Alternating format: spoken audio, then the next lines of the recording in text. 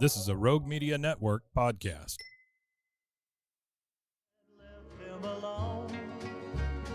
The Waco History Podcast is sponsored by Brotherwell Brewing on historic Bridge Street in Waco. Welcome to the Waco History Podcast. We're going to air for you over the next few months a special series of Waco History Living Stories. These were segments that were originally aired on KWVU here in Waco.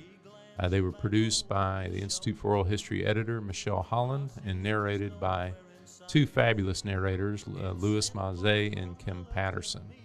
And so these highlight oral histories from the collection of the Institute for Oral History at Baylor University, which I direct, which has been around since 1970 and has over 1,000 interviews related to Waco and McLennan County history, and we're happy to highlight those here.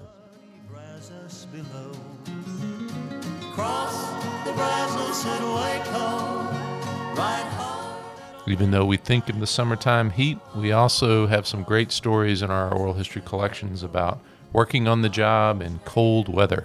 So let's hear some of those stories now.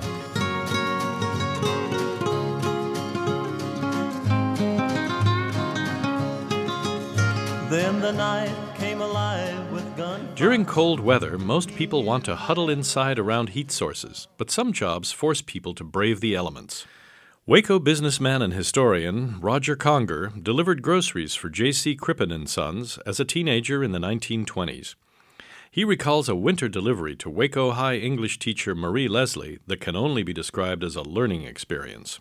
Her house was on the west side of North 18th Street, right across from Providence Hospital. And I pulled across the street to the wrong side of the street, it was. In other words, I was heading north, and it's a steep downward hill there. And I pulled against the curb, and there was ice on the curbs that particular Saturday. It was a cold, cold day. I left my engine running, and I pulled the combination clutch release and brake of a Model T, which is to your left hand. I pulled that up and thought that I had locked the brakes, left the engine running, went around to the back, got her order off, and went inside Miss Leslie's house and delivered her groceries. And when I came back out of her house, to my consternation, I couldn't see any truck. I hurried out to the curb, and I looked down the hill, and there was a filling station at the foot of the hill down there. And I saw a crowd of people around in this gasoline station, and with my box in my hand, I ran down the hill and found that my truck, still loaded with Crippen groceries, had careened down this icy hill into that filling station, crashed into the back of an automobile that was getting some gasoline in it, and had thrown my load of groceries all over that end of Waco. Fortunately, both the driver of the vehicle and Mr. Crippen were very understanding. In the late 30s, George McDowell of Houston, a recent West Point graduate, was stationed at Fort Sill in Oklahoma with the 18th Field Artillery, a horse-drawn regiment. One of his assignments concerned a horse-drawn unit at Fort Sam Houston in Texas, the 12th Field Artillery, which was becoming motorized and had equipment and horses it no longer needed. Our battery was designated to drive down from Fort Sill to Fort Sam Houston, pick up 246 horses, 8 guns, and 16 wagons, and march them overland back to Fort Sill, Oklahoma, right in the dead of winter. And when we got down to Fort Sam Houston, we found out that half of these horses we were going to take back had never been in draft pulling a gun or a wagon or anything. So after we left Fort Sam Houston, first day we only made about 16 miles. The next time about 24, and we were hitting about 30 to 32 miles a day. But we tried to bivouac by 3 o'clock in the afternoon. But then it got below freezing at times, and we weren't sleeping worth a damn.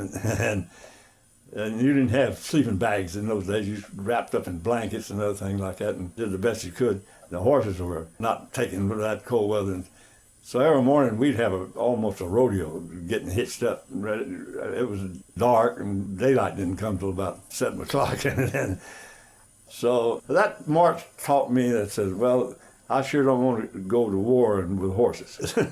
Shortly after this operation, McDowell was transferred to the Army Air Corps as an ordnance officer and served in North Africa, Italy, and the Pentagon in World War II. Thanks for listening to the Waco History Podcast. Like what you heard? Subscribe, rate, and review our show on iTunes so we can reach more listeners. You can find show notes and info on every episode at wacohistorypodcast.com, and more info on Waco's past at wacohistory.org. Our theme music, used with permission, is Cross the Brazos at Waco, performed by the late Billy Walker. For more info on Billy's music, go to billywalker.com. Thanks for listening. We'll see you next time.